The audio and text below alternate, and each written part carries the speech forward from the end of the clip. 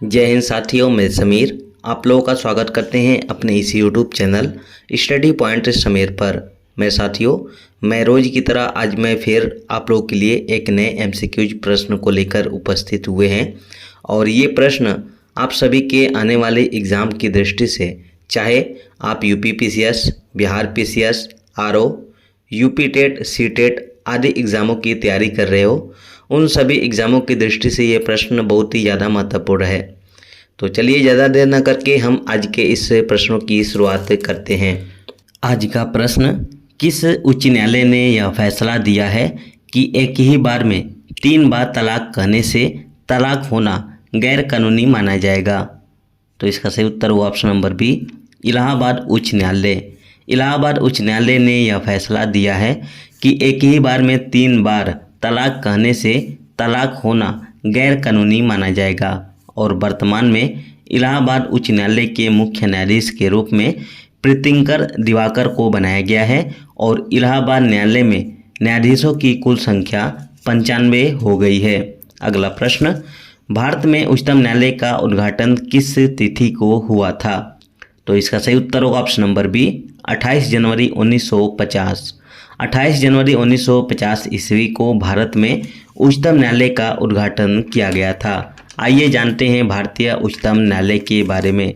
संविधान के भाग 5 अनुच्छेद 124 से 147 तक सर्वोच्च न्यायालय के बारे में प्रावधान दिया गया है और अनुच्छेद 124 में सर्वोच्च न्यायालय की स्थापना और उसके गठन के बारे में दी गई है, जबकि अनुच्छेद 126 के तहत मुख्य न्यायाधीशों की नियुक्ति और अनुच्छेद 127 के तहत न्यायाधीशों की नियुक्ति की जाएगी।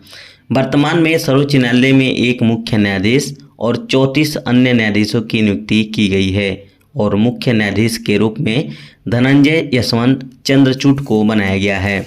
अगला प्रश्न, उत्तर प्रदेश का प्रथम मुक्त विश्वविद्यालय कहाँ स्थित है? तो इसका सही उत्तर होगा ऑप्शन नंबर सी, प्रयागराज। अगला प्रश्न, अति लोकप्रिय धार्मिक पत्रिका कल्याण प्रकाशित होती है? तो इसका सही उत्तर होगा ऑप्शन नंबर सी, गोरखपुर। अगला प्रश्न, कस्तूरबा गांधी बालिका विद्यालय योजना की शुरुआत कब की गई थी? तो इसका सही उत्तर होगा ऑप्शन नंबर ए, 2004। अगला प्रश्न, उत्तर प्रदेश में लघु एवं मध्यम उपक्रमों को किसके द्वारा दीर्घकालीन ऋण उपलब्ध कराया जाता है? तो इसका सही उत्तर होगा ऑप्शन नंबर सी, उत्तर प्रदेश वित्तीय निगम। उत्तर प्रदेश वित्तीय निगम के द्वारा लघु एवं मध्यम उपक्रमों को दीर्घकालीन ऋण उपलब्ध कराया जाता है। अगला प्रश्न, आगरा शहर की स्थापना किसने की थी? तो इसका सही उत्तर होगा option number D, Sikandar Lodi. Sikandar Lodi ने आगरा शहर की स्थापना की थी। आइए जानते हैं सिकंदर लोदी के बारे में। सिकंदर लोदी का वास्तविक नाम निजाम खान था और उसकी माता का नाम जैबनर बेगम और पिता का नाम बहलोल लोदी था। इसने भूमि मापने के लिए गज ए सिकंदरी नामक पैमाने का प्रचलन किया था और इन्होंने 1504 ईस्वी में आगरा शहर की स्थापना की और 1506 ईस्वी में इसे राजधानी के रूप में स्थापित किया था। इसका शासनकाल 16 जुलाई 1489 ईस्वी से 21 नवंबर 1513 ईस्वी तक था। अगला प्रश्न, अंतर्राष्ट्रीय श्रमिक दिवस कब मनाया जाता है? तो इसका सही उत्तर होगा ऑप्शन नंबर बी, 1 मई। 1 मई को हर साल अंतर्राष्ट्रीय श्रमिक दिवस के रूप में मनाया जाता है। अगला प्रश्न, गुजरात को किस वर्ष अलग राज्य का दर्जा दिया गया था? तो इसका सही उत्तर होगा ऑप्शन नंबर सी, 1960। 1960 ईस्वी को गुजरात बॉम्बे राज्य से अलग होकर एक नए राज्य के रूप में स्थापित किया गया था और अभी हाल ही में 1 मई को गुजरात सरकार ने अपना स्थापना दिवस के रूप में मनाया है। आइए जानते हैं गुजरात के बारे में। गुजरात के उत्तर में पाकिस्तान और उत्तर पूर्व में राजस्थान, पूर्व में मध्य प्रदेश, दक्षिण में महाराष्ट्र, दमन दीव और दादर नगर हवेली केंद्र शासित प्रदेशों से घिरा हुआ है। गुजरात के पहले स्वतंत्र मुस्लिम शासक अहमद प्रथम ने 1411 ईस्वी में अहमदाबाद की स्थापना की थी और ब्रिटिश ईस्ट इंडिया कंपनी ने 1818 ईस्वी में सूरत में अपना पहला कदम रखा था। और आप सबकी जानकारी के लिए बता दें, 1947 में भारतीय स्वतंत्रता के बाद सौराष्ट्र और कच्छ को छोड़कर सभी गुजरात जो था वो 1 मई 1960 तक बॉम्बे राज्य में शामिल था। अगला प्रश्न, लक्षद्वीप का सबसे बड़ा द्वीप है। तो इसका सही उत्तर होगा ऑप्शन नंबर डी, एंद्रोथ। एंद्रोथ जो है वो लक्षद्वीप का सबसे बड़ा द्वीप के रूप में जाना जाता है। और यहीं पे अभी हाल ही में भारत की G20 अध्यक्षता के तहत साइंस 20 एंगेजमेंट ग्रुप की बैठक लक्षद्वीप में की गई है। और बात करें हम लक्षद्वीप की, तो लक्षद्वीप अरब सागर में स्थित है और यह 36 द्वीपों का एक समूह है। और इसमें एंद्रोथ द्वीप जो है वो 4.90 वर्ग किलोमीटर क्षेत्रफल के साथ सबसे बड़ा द्वीप के रूप में जाना जाता है। और इसके बाद मिनिकॉय द्वीप है जो दक्षिणी लक्षद्वीप में स्थित है। अगला प्रश्न, net zero innovations virtual centre Bharat और किस देश की पहल है। तो इसका सही उत्तर होगा ऑप्शन नंबर ए, यूके। अगला प्रश्न, बैडमिंटन एशिया चैंपियनशिप 2023 का आयोजन कहाँ किया गया है। तो इसका सही उत्तर होगा ऑप्शन नंबर ए, दुबई। हाल ही में सात्विक साईराज रंकी रेड्डी और चिराग छेत्री ने दुबई में आयोजित बैडमिंटन एशिया चैंपियनशिप 2023 का खिताब जीता है। और 2023 में बैडमिंटन एशिया चैंपियनशिप का 40वां संस्करण के रूप में आयोजित किया गया था। अगला प्रश्न, राष्ट्रीय खाद्य सुरक्षा अधिनियम कब पारित किया गया। तो इसका सही उत्तर होगा ऑप्शन नंबर सी, 2013। 2013 ईस्वी में राष्ट्रीय खाद्य सुरक्षा अधिनियम पारित किया गया था। अगला प्रश्न, दिमासा समुदाय किस राज्य से संबंधित है। तो इसका सही उत्तर होगा ऑप्शन नंबर बी, असम।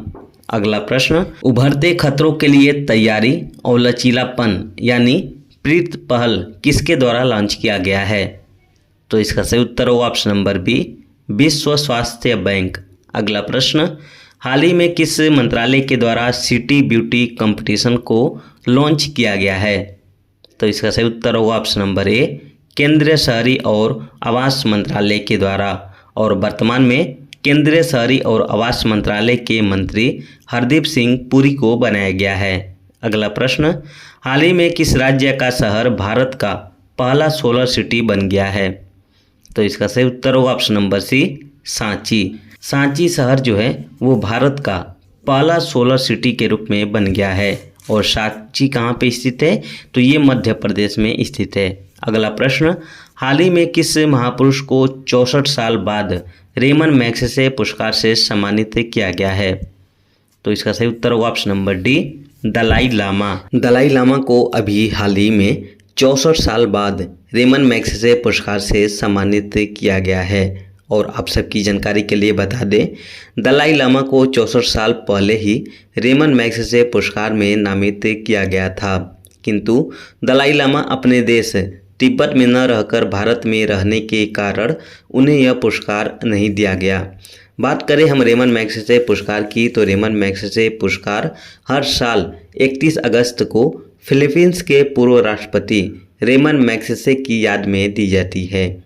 और इस बार 2022 में रेमन मैग्सेसे पुरस्कार का 64वां संस्करण के रूप में आयोजित किया गया था। और 2022 में यह पुरस्कार 4 व्यक्तियों को दिया गया है। पहला है कंबोडिया की मनोचिकित्सक सोथियारा चिम, दूसरा है जापान की नेत्र रोग विशेषज्ञ तदाशी हटोरी, और तीसरा है फिलीपींस की बाल रोग विशेषज्ञ बर्नाडेट मैड्रिड, और चौथा है इंडोनेशिया की कार्यकर्ता और फिल्म निर्माता गैरी बेंचेगिव को।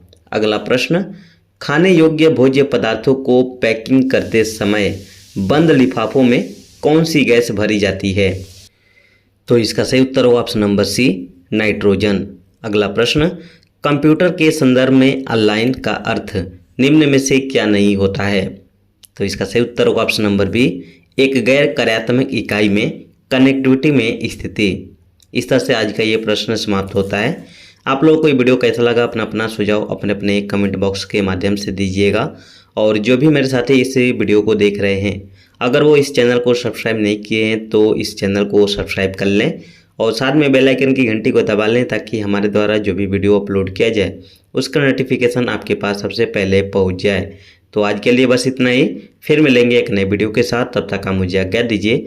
जय हिंद, जय भारत।